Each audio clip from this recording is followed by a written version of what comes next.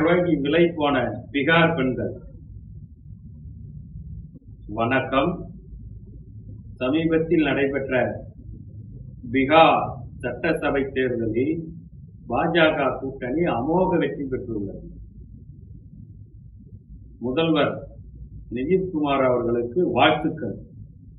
இந்த வெற்றி சாதாரண வெற்றி இல்லை. இதற்கு பல தில்லாலங்கடி வேலைகள்லாம் நடைபெற்றுள்ளது. தேர்தல் அறிவிக்க 48 மணி நேரம் இருக்கிறது. அந்த நேரத்தில் பெண்களுக்கு 10,000 ரூபாய் முதலில் இலவசமாக அவரவர் கணக்கில் அனுப்பி வைக்கப்படுகிறது. ஆட்சிக்கு வந்தால் 3 லட்சம் மானியம் கொடுப்பதாக உறுதியளிக்கப்பட்டுள்ளது. அதாவது ஆசையை தூண்டியுள்ளார்கள். வெற்றியும் பெற்றுவிட்டார்கள். இதற்கு தேர்தல் ஆணையமும் உடந்தை.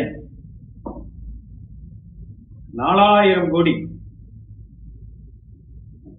மன்னிக்கவும் 40,000 கோடி உலக வங்கியில தேர்தலுக்கு கடன் வாங்கியிருக்கு மாநில அரசு.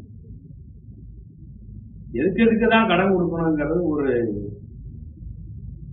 விதி இல்லாமல் போனது உலக வங்கிக்கு. இது இருந்தாலும் இப்ப தமிழ்நாட்டில் அடுத்த வருடம் நடைபெறும் தேர்தலுக்கு, சட்டசபை தேர்தலுக்கு திமுக தயாராகி வருகிறது. இதே பார்முலா தான் பீகார் நடந்த அதே பார்முலா திமுக கையில் இருக்கிறது. கொஞ்சம் அப்படி மாடிஃபிகேஷன் பண்ணுவாங்க, ஆல்டேஷன் பண்ணுவாங்க. ஏன்னா ஆல்ரெடி இவங்க பெண்களுக்கு உதவித்தொகை வழங்குவதாக ஒரு திட்டம் உள்ளது. அந்த மனுவில் அனைத்து பெண்களுடைய செல் நம்பர், அலைபேசி நம்பர் கலெக்ட் பண்ணிட்டாங்க. அதுல போட்டா கூகுள் பே வரும். எப்படியும் பொங்கலுக்கு 5,000 ரூபாய் போடுவாங்க. அப்புறம் எலெக்ஷனுக்கு 5,000 ரூபாய் போடுவாங்க. திருப்திப்படுத்துவாங்க. நிச்சயம் இது நடக்கும். தேர்தல் ஆணையம் வேடிக்கை பார்க்கும்.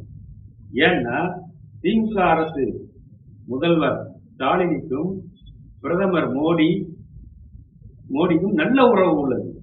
இதற்கு பாலமாய் அமைந்தவர் யாருன்னா சந்திரபாபு நாயுடு. நிச்சயம் இது நடக்கும். வெறும் 10,000 ரூபாய் குடும்பம் பண்ண முடியுமா? மக்களே பார்த்துக் கொள்ளுங்கள். பீகார்ல படிக்காத மக்கள் பலியாட ஆயிட்டாங்க. தமிழ்நாட்டில் அப்படி இல்லை. விவரமாக இருக்க வேண்டும். நன்றி, வணக்கம்.